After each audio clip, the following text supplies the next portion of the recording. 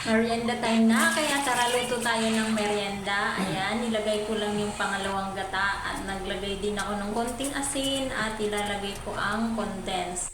Hinalo ko lang tsaka ko pinakuluan. Ayan, pagkakulo, tsaka ko nilagay ang kamuting kahoy, ilalagay din natin ang gabi at ang ube.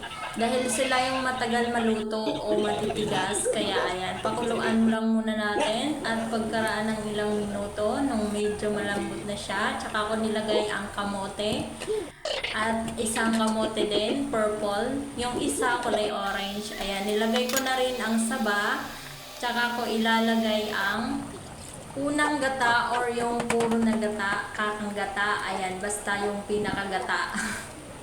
Ayan, hinalo-halo ko lang at saka ko pinakuluan at pagkaraan ng ilang minuto, ayan na, medyo luto na siya at napaka-creamy, diba? Sobrang sarap. Kaya tara, pwede na natin kainin yan. Merienda time na! Kainan na!